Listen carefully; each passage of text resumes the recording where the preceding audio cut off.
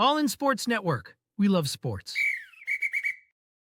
It is Wednesday, November 26th, right here on your daily fix for all things Texas Longhorns. And let us be the first to wish you a happy Thanksgiving, even though we will not be having a Thanksgiving episode for tomorrow. Give the crew a day off. Me and Jake is the crew. We're the crew, and we're getting the day off, and we gave it to ourselves. So everybody, have a great time with your family tomorrow. Don't worry about keeping up with the All in Horns podcast. We won't be releasing that episode, but we do have a Friday episode, immediate reaction following the Texas A&M season finale. So we're going to be talking about that game, and we're kind of prepping here early. I don't know, predictions. I don't know if that's the correct word, but we're going to be talking about the matchup and what Texas needs to do to find success against Texas A&M. I think everybody is kind of aware for the most part what needs to happen for Texas to be the first 3-team playoff the first 3-loss team to make the playoffs, and it would take a lot of help from everybody else this weekend. So it's unlikely, very, very unlikely. And I'm not even wanting to win this game because of the possibility of being a 3-loss team to make the playoffs. I'm just doing it so we can beat Texas A&M. That's all the incentive you need. Yeah, you go out there, you take care of business, you let the rest of Saturday, when you get to Saturday, you just let that kind of resolve and you see what happens. The game still matters. It's a rivalry game. You have a chance to probably make A&M fans completely melt down and really doubt everything that happened this season. They'll say that they won't, but right now, but if they lose on Friday, they will. They'll doubt everything. Well, I mean, it'd be the only ranked team that they've played and lost to, it feels like. I don't know. I feel like they probably outside have of the Notre Dame yeah, is the only okay, that's right.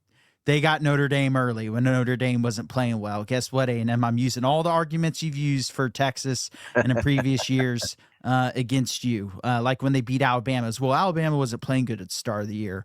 Now they're playing really good at the end of the year. Well, I'm going to use the same argument back at you then.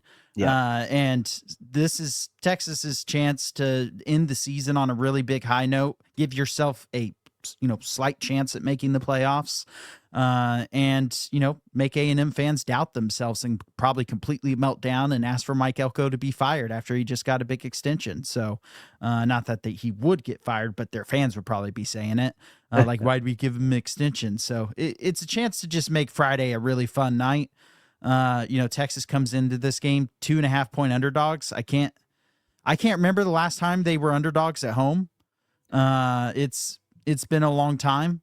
They're 0-2 this season as underdogs as well. So it'd be nice to notch a win when they're an underdog in a game this year when it comes to the line, not necessarily rankings. I know they were ranked higher in Ohio State. Ohio State was favored in that game though.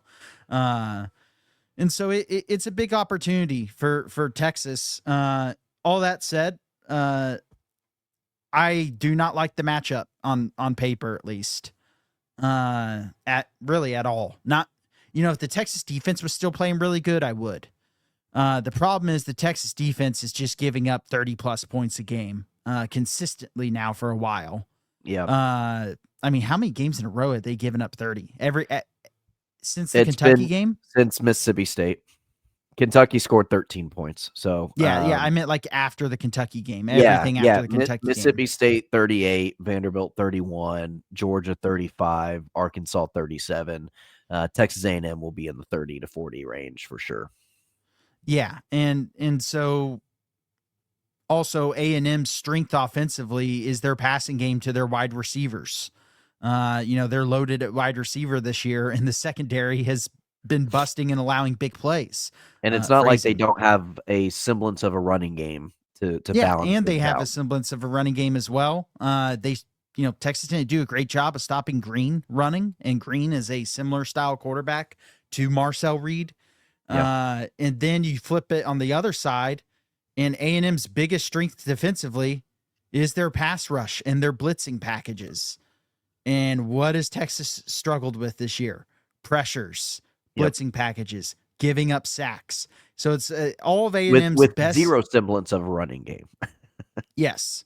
And so all of A&M's biggest strengths are, if you look at the flip side, Texas's biggest weaknesses.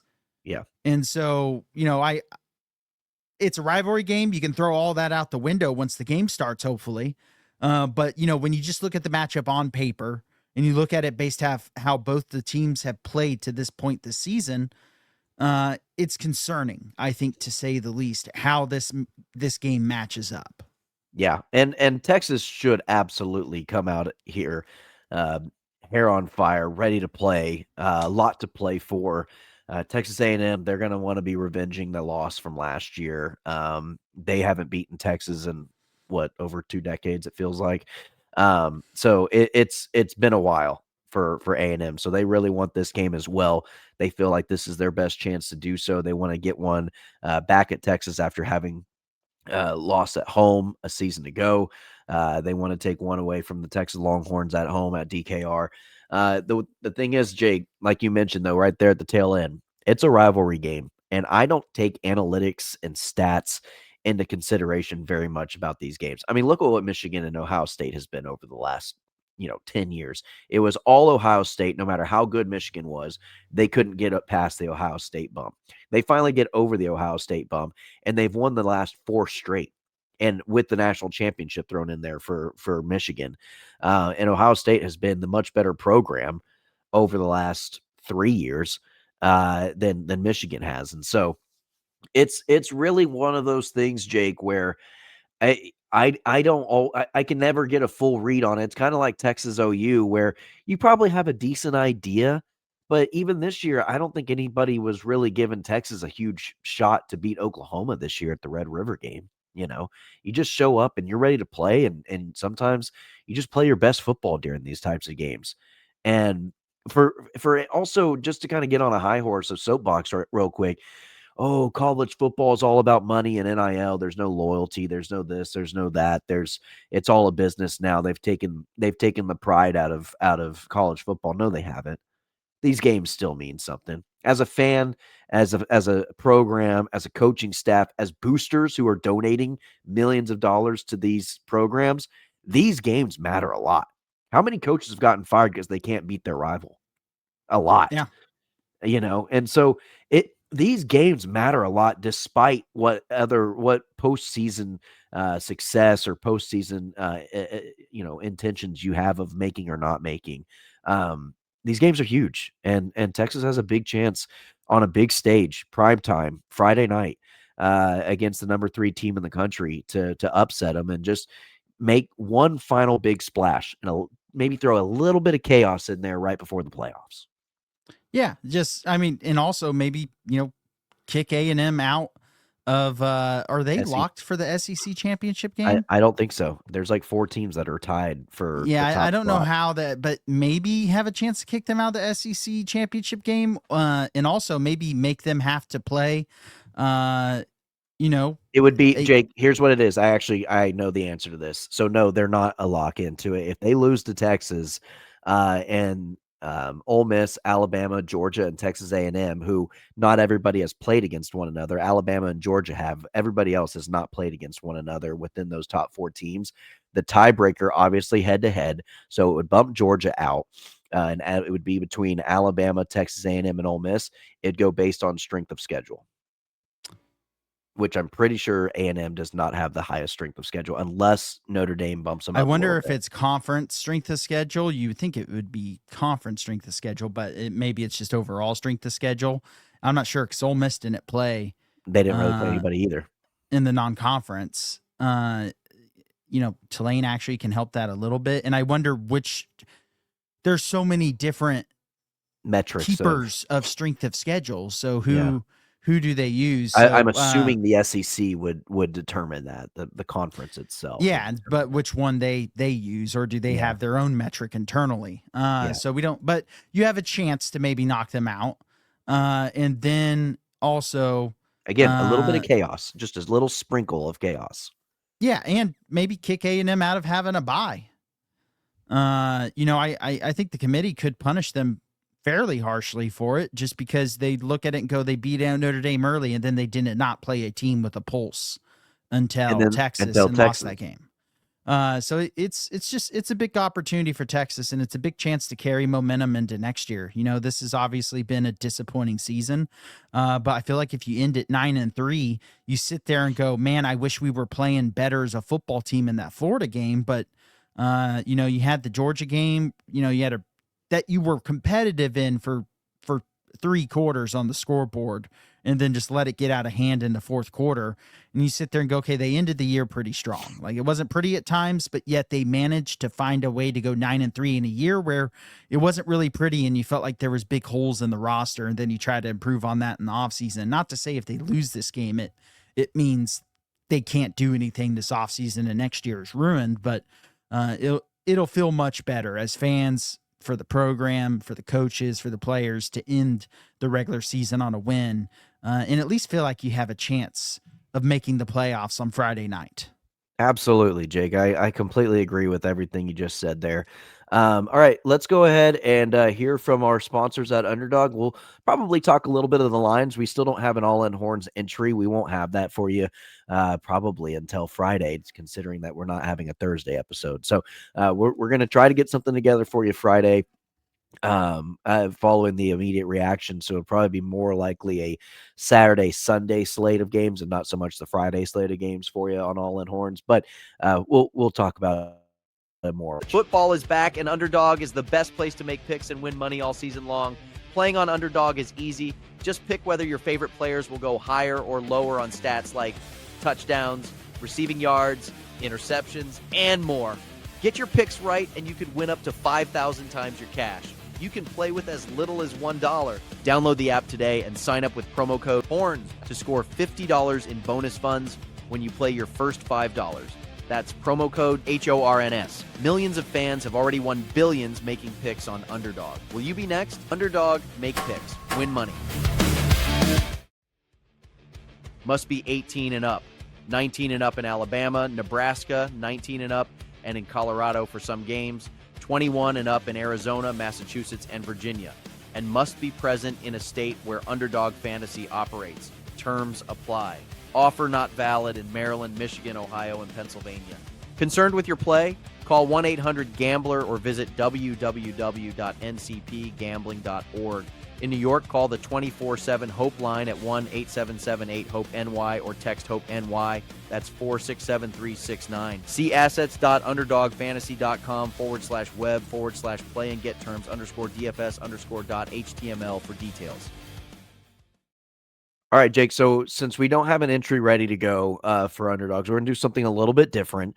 I'm going to name you off some Friday slate of games, some post-Thanksgiving slate of games in terms of just their lines, and you're going to tell me whether you like it or not, and if you like them, don't like them, and who you would take in it. The Egg Bowl at 11 o'clock, Ole Miss at Mississippi State. Ole Miss 7.5-point favorites. This is man, I was hoping, I literally thought to myself when you're saying this, don't do the Egg Bowl. Just because it's Ole Miss in such a weird spot for being a team that should be a shoo-in into the playoff at this point. When you look at the fact that everything going on with Lane Kiffin, you feel, you can't help but feel a little bit worried they might choke it. 7.5 too, which is, if it was 6.5, I'd feel very easy saying Ole Miss. I'm gonna say Ole Miss covers. Okay. Yeah. The funny thing about that is it could be a one possession game all game long, and then right towards the very end, Ole Miss, kicks a clinching field goal to make it a 10-point game, and Mississippi State unable to score on that final drive, and the game ends as a 10-point game. Like, that's kind of how I could see that ending. So I'm at 51% thinking Ole Miss covers. There you go. To give you an idea of my confidence level. All right, Georgia at Georgia Tech, Jake. Georgia 13.5-point favorites over Georgia Tech. Yeah, I'll take Georgia to cover. Georgia Tech, if they won against Pitt, I would feel a little differently if this line was 13.5, possibly, just because you feel like Georgia Tech would be playing at a different level of pumped up, after, clinching an ACC title berth. Instead, they completely choked away my preseason ticket on them, and just choked. And I'm totally over it. I'm totally fine. Totally fine. And so I think Georgia wins this game big. I think Kirby will somehow use the fact they went to multiple overtimes last year and still won as a Yeah. motivating tactic to why they need to go out and destroy them this year. I agree. I think he would do exactly that. All right, I'm not going to do Texas A&M Texas, but the last one I'll give you, Arizona at Arizona State. Arizona, the favorites in this one on the road, 1.5 points over the Sun Devils. I don't love this game either. That's a tough one for me because I almost would rather take Arizona State money line than Arizona, but I don't know a lot about Arizona as a whole. But the fact that they're favored over Arizona State, interesting to me. Arizona's been playing good football to end. They all their losses were early on in their schedule. That said, their wins, they dominated Colorado. They won a close one against KU. They beat Cincinnati, who was for some reason ranked at the time. And then they dominated Baylor, who for some reason is keeping Dave Aranda. Yeah, I saw that. That was a weird decision. I'm gonna take Arizona State money line. I just think they're a better team. Yeah. Yeah. I mean, Arizona State, they're 6-2. They're 8-3 in conference play. Or sorry, they're 8-3 overall. They're 6-2 in conference play. They're not a bad football team. They're one of those losses came to Texas Tech. Or no, they beat Texas Tech, didn't they? Yeah, they beat Tech. Yeah, they beat they lost Tech. to Houston, They've lost to right Houston and after the Utah. Tech game, the Yeah. classic letdown. The old classic letdown game. And they laid a stinker at Utah that was without Sam Leavitt, though. Leavitt didn't. They lost their look-ahead game to Utah, looking ahead to Texas Tech. They beat Texas Tech, and then the letdown game, they lost to In the Houston. Utah game, they had a backup quarterback. Leavitt came back against Tech. And so, I'm going to take Arizona State. I believe this is at Arizona State as well. I'm not. Is Leavitt not playing? Would be my only. It would be kind of a thing that would make you think, but I don't think Leavitt's playing. Sims played okay. for them in the Colorado game, and he is definitely a big drop off from Leavitt. I'll still roll with Arizona State. That makes me feel a lot less confident, though. And that's probably why that line is where it's at. All right, Jake. Actually, no, I'm taking Arizona in to cover, assuming if Leavitt's not in. If news comes out Leavitt's playing, I take Arizona State. Okay, that's fair. You can do that. That's totally legal move. It's two completely different football teams. I would not. That's a completely if legal he is play. considered out, because I don't know what his official status is right now, I would go ahead and throw it on Arizona. If there's a chance he plays, I would wait until even though the line will change, it makes that much of a difference.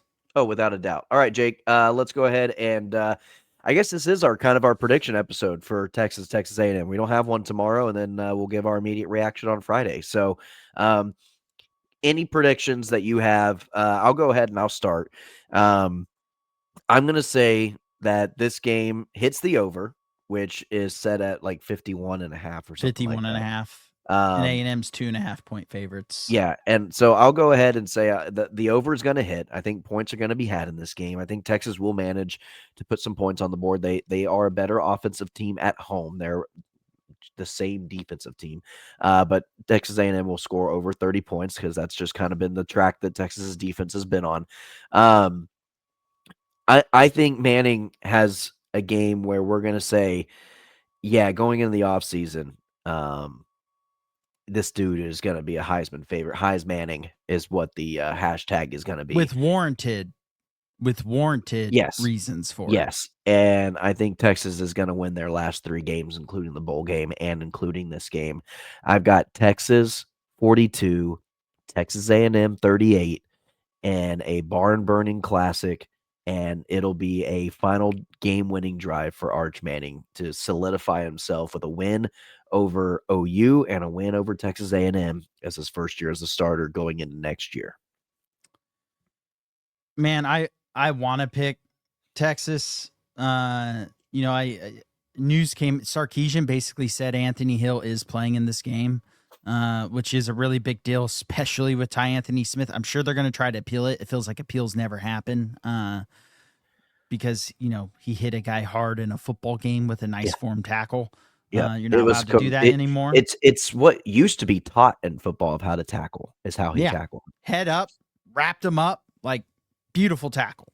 Form, beautiful textbook tackle. Yeah. I really want to pick Texas to win this game. Pick but with for your the heart. reasons I said earlier. Pick with your heart. Okay, can I do okay, my heart pick is Texas wins this game.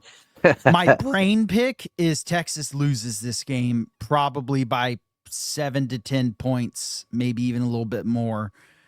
I'm really worried about this being a game where the offense kind of reverts back to looking bad because Arch Manning is just getting killed and they don't have a semblance of a run game.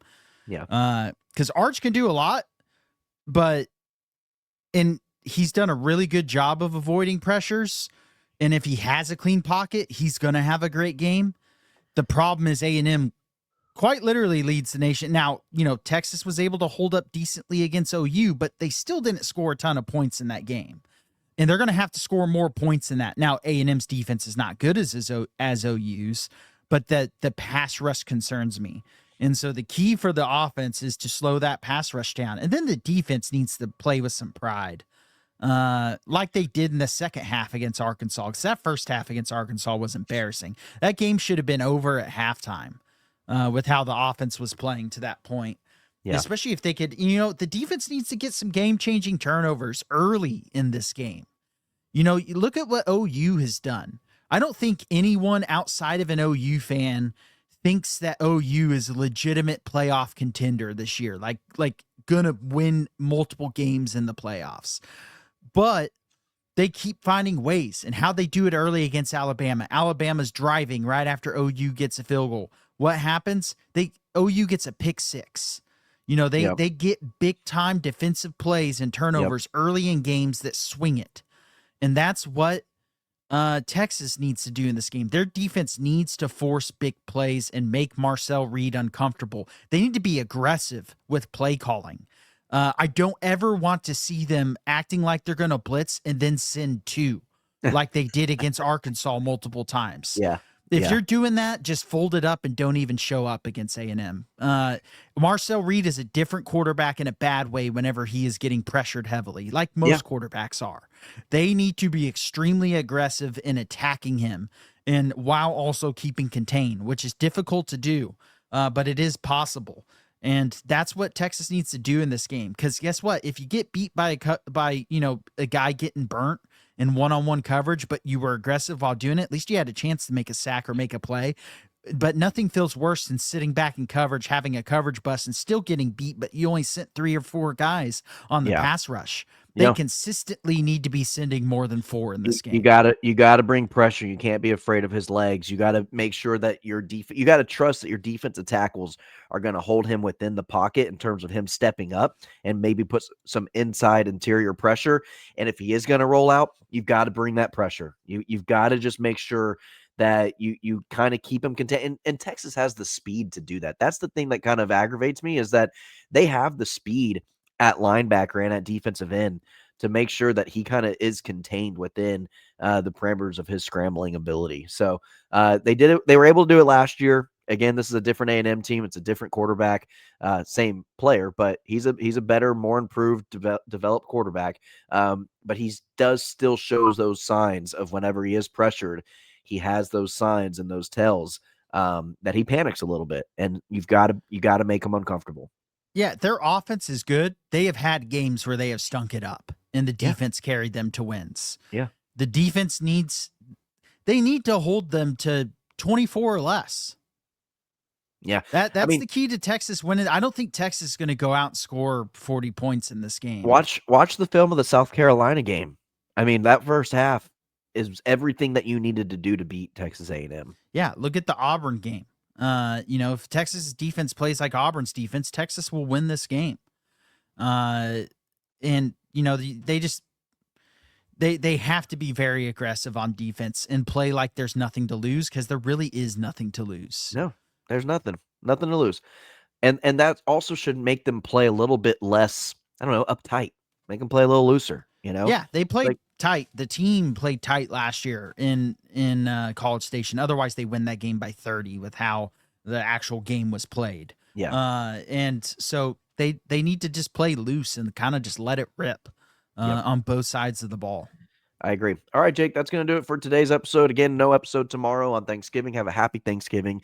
Enjoy the time with the family and all your friends. Tomorrow or on Friday, we will have our immediate reaction following the Texas A&M game, and hopefully it will be a Texas victory. With all that being said, please like, share, and subscribe. That's Jake Jimerson. I'm Tanner Carlson. Hook 'em. All in Sports Network. We love sports.